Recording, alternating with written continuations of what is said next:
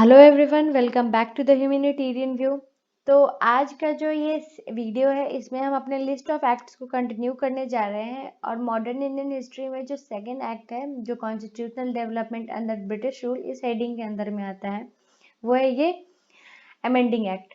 ठीक, तो ये जो अमेंडिंग एक्ट है 1781 का, ये अपने हिसाब से काफ़ी इम्पॉर्टेंट है क्योंकि रेगुलेटिंग एक्ट और पिट्स इंडिया एक्ट के बीच में ये एक्ट आया था और इसने रेगुलेटिंग एक्ट के डिफेक्ट्स को कम करने की या फिर रिमूव करने की कोशिश की थी।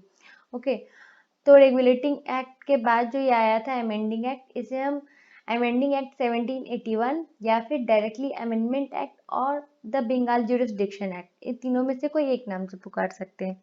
ठीक, अब इसका एम क्या था?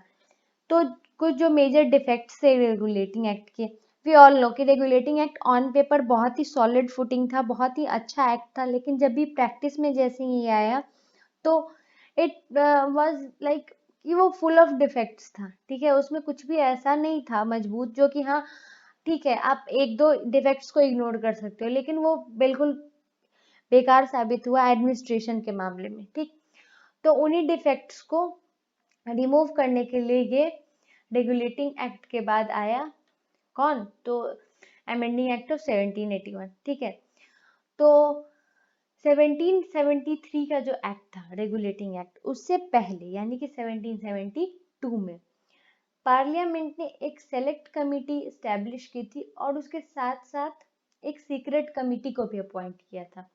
ठीक, इन्वेस्टिगेट ये क्या करता था? तो हमेशा कंपनी का जो अफेयर्स होता था, ठीक है, इसको वो इन्वेस्टिगेट करता था। उसी तरह 1781 में भी एक सीक्रेट कमेटी अपॉइंट की गई थी और एक सेलेक्ट कमेटी। ब्रिटिश पार्लियामेंट ने सेलेक्ट कमेटी को इसलिए अपॉइंट किया था ताकि वो इन्वेस्टिगेट कर सके जो रिलेशन है ना सुप्रीम कोर्ट और काउंसिल ऑफ बंगाल का, उसके बीच। देखो, वी ऑल नो कि सुप्रीम कोर्ट कहाँ स्टैब्लिश हुआ था? तो फोर्ट विलियम में। और काउंसिल ऑफ बंगाल यानी गवर्नर जनरल इन काउंसिल वो कहाँ रहते थे? तो फोर्ट विलियम में। अब बात आ गई थी जुरिस्डिक्शन की, तो सुप्रीम कोर्ट एपेक्स कोर्ट जो उस टाइम का था, इट मीन्स उसके अंदर जितने भी उसके जुरिस्डिक्शन में हमने पढ़ा था लास्ट टाइम, तो ऑलमोस्ट सारे जितने भी सिटीजन्स थे वो आ जाते थे। लेकिन फिर गवर्नर जनरल इन काउंसिल वो भी तो बहुत ही मजबूत था ना, उसके पास भी तो बहुत सारे पावर्स थे। तो इन दोनों के पावर्स के बीच में हमेशा क्लैश होते रहता था। ओके, तो इसको इन्वेस्टिगेट करने के लिए एक सेलेक्ट कमेटी को अपॉइंट किया गया ब्रिटिश पार्लियामेंट के थ्रू। अब है सीक्रेट कमेटी। तो ये जो सीक्रेट कमेटी थी उसको अपॉइंट इसलिए किया गया ताकि वो जो मराठा वॉर हुआ था उसके कॉजेज को, मराठा वॉर यानी कि एंग्लो मराठा वॉर, ओके, तो मराठा वॉर जो हुआ था उसके कॉजेज को वो थोड़ा सा देख सके कि आखिर क्या कारण थे जिसकी वजह से मराठा वॉर हुए थे। अब इट्स योर रिस्पॉन्सिबिलिटी कि आप थोड़ा सा अपने दिमाग के घोड़ों को दौड़ाइए और ये देखिए कि मराठा वॉर कब हुआ था और इसका 1781 से क्या रिलेशन है। ओके, सो ये जो एक्ट था 1781 का, वो एक तरीके से अगर बहुत ही कम शब्दों में इसे कहा जाए, अगर कोई पूछे कि what was the amending act of 1781, तो it was just a measure of remedial and supplementary legislation. तो एक मेजर था किस चीज का? तो रिमेडियल लेजिस्लेशन और सप्लीमेंट्री लेजिस्लेशन। ये कैसे था इसमें इसको हम आगे देखते हैं।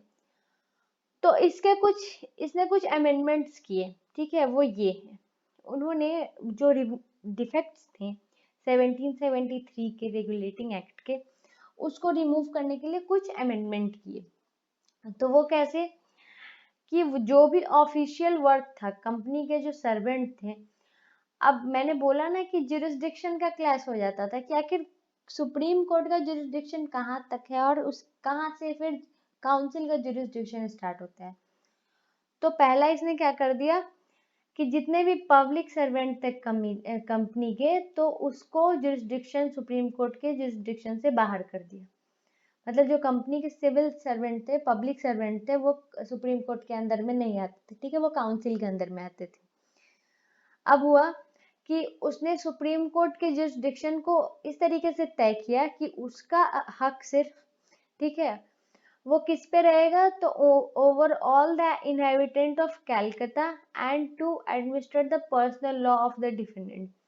ये बस यही बात है कि पहले ये था कि इन्होंने उसे बिल्कुल ना एक सुप्रीम कोर्ट के मामले में स्पेशली उसके जुरिस्डिक्शन को एक तरीके से तय नहीं किया था, ठीक है। तो इसलिए जो भी थोड़ा सा क्लैश जो हो रहा था पावर का, वो अब इसने सेटल करने की कोशिश की कि जितने भी इनहेबिटेंट्स होंगे कलकत्ता में, ठीक है, एक्सेप्ट कौन, ये पब्लिक सर्वेंट, ये सब ये नहीं आएंगे क्योंकि पहले ही लाइन में इसने इसे एग्जेम्प्ट कर दिया है। तो जो भी इनहेबिटेंट होंगे कलकत्ता के वो इसके जुरिस्डिक्शन में आएंगे, ठीक है। अब नेक्स्ट था कि सुप्रीम कोर्ट और गवर्नमेंट। याद करो रेगुलेटिंग एक्ट में मैंने बताया था कि गवर्नमेंट के पास एक राइट है अब कि वो कानून बनाएगी, ऑर्डिनेंसेस पास करेंगी, बिल्स बनाएंगी, किसके मुताबिक, तो ब्रिटिश लॉज और रूल्स के मुताबिक। और वो जो था इंडिया में आप कहाँ का रूल चला रहे हैं, तो ब्रिटेन का। ना हमारा कल्चर मिलता है, ना कस्टम मिलता है, ना हमारी हिस्ट्री वैसी है, आप हम पे राज कर रहे हो। आपकी पूरी की पूरी कल्चर जो है, आपकी पूरी संस्कृति वो हमसे बिल्कुल अलग है। ये ना बहुत बड़ा कॉन्फ्लिक्ट का कारण बन गया था। इसके कारण अब जो गवर्नमेंट थी, ब्रिटिश पार्लियामेंट थी, उसने कहा कि अब जो आप जो भी रूल्स एंड रेगुलेशंस बनाएंगे वो क्या करेंगे, तो इंडिया का जो था रिलीजियस और सोशल कस्टम उसको ध्यान में रखते हुए बनाएंगे। वरना पहले तो ब्रिटिश रूल्स के हिसाब से बनाते थे, जिसकी वजह से यहाँ की जो आम पब्लिक थी या फिर यहाँ की कोई भी पब्लिक जो इंडियन इनहेबिटेंट थे, तो उन्हें बहुत दिक्कत आती थी, ठीक। तो ये सबसे बड़ा चेंज किया गया और एक तरीके से इसे वेलकमिंग चेंज माना गया, ओके। अब ये था कि जो अपील्स थे, ठीक है, वो could be taken from the provincial court to the governor general in council. अब था कि प्रोविंशियल कोर्ट पहले ना ऐसे उनका अपना चलता था कि वहां से अगर फाइनल डिसीजन आ गया तो फिर आप आगे नहीं अपील कर सकते। अब क्या था कि नहीं, प्रोविंशियल कोर्ट यानी कि मद्रास और बॉम्बे, मद्रास और बॉम्बे के जो कोर्ट थे उसके बाद आप कहाँ जा सकते थे, तो गवर्नर जनरल इन काउंसिल का। आप देख रहे हो ना कि गवर्नर जनरल और उसके काउंसिल को कितना मजबूत बनाया जा रहा है, और ये सीरीज आगे चलते रहेगा अभी। और ये जो इससे जो भी आपका जो भी आपका आता है कि हाँ इन्होंने बस ये फैसला सुना दिया है, तो इनका जो गवर्नर जनरल इन काउंसिल का जो जो भी फैसला होगा, ये जो कोर्ट होगा जहाँ पे आप जाओगे फिर अपील करने, ये लास्ट कोर्ट होगा, यानी कि फाइनल कोर्ट। हाँ, उसमें कुछ एक्सेप्शन था कि ऐसे सिविल केस जिसमें कुछ अमाउंट यानी कि 5,000 पाउंड या फिर उससे अधिक के जो भी अमाउंट थे, उसके केसेस कहाँ जाएंगे, किंग इन काउंसिल यानी कि ब्रिटेन, ठीक है। ऐसा नहीं कि किंग बैठे हुए हैं यहाँ पे और वो आपके केसेस सुनेंगे, आपको वहाँ पे लंदन जाना पड़ेगा। और it was really big deal. सोचो ना, प्रैक्टिस की बात अगर कभी सोचो उस टाइम में जाके, तो प्रोविंशियल कोर्ट से कोई आगे बढ़ भी पाता होगा, और इतना बड़ा सम किसी भी अमाउंट उस टाइम के हिसाब से, और वो जाएगा लंदन, इम्पॉसिबल। खैर उस टाइम की बात नहीं करते हैं और ना ही हम उस टाइम में जा रहे हैं, तो हमें बस एक्ट के बारे में पढ़ना है। अब ये है ना, सुप्रीम कोर्ट जो था उसे ये था कि पहले वो सारा रेवेन्यू कलेक्शन ये सब सबके मामले में टांग अड़ाते रहता था, फिर एडमिनिस्ट्रेशन में दिक्कत हो जाता था, यानी कि चल तो रहा था करप्शन, तो करप्शन में उनके दिक्कत हो जाता था। अब सुप्रीम कोर्ट को क्या कर दिया था कि नहीं भाई, रेवेन्यू के मैटर से आप दूर रहिए। तो उसको किसी भी मैटर, रेवेन्यू का कलेक्शन का जो भी मैटर था, चाहे वो उसके कलेक्शन को लेके हो या फिर उसके जो भी रूल्स एंड रेगुलेशन है रेवेन्यू को लेके उसकी बात हो, तो उन सब से उसे हटा दिया गया था, ओके।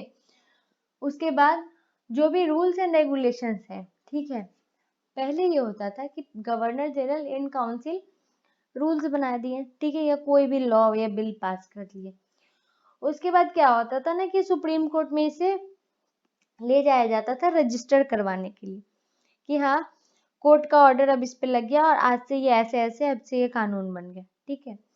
तो वो एक तरीके से ना उसकी इलीगैलिटी को ना थोड़ा सा और प्रोनाउंस करना या फिर उसको थोड़े अच्छे तरीके से बताने के लिए वो था। लेकिन इसमें दोनों के बीच में बहुत किचकिच हो जाती थी। इसके कारण इन्होंने अब क्या किया पार्लियामेंट ने कि जो रूल्स एंड रेगुलेशन था अब उनकी कोई जरूरत नहीं है कि आप सुप्रीम कोर्ट में ले जाके उसको रजिस्टर करवाओ, ठीक है, अगर गवर्नर जनरल इन काउंसिल ने बना दिया रूल तो वो हो गया। ठीक है, तो ये एक्ट था। ठीक है, अमेंडमेंट एक्ट, यू नो कि ये कितना शॉर्ट था। तो यही इम्पोर्टेंट चेंज इन्होंने किए थे, बाकी आई डोंट थिंक इसमें ऐसा कुछ बचा होगा। I have tried to complete it all.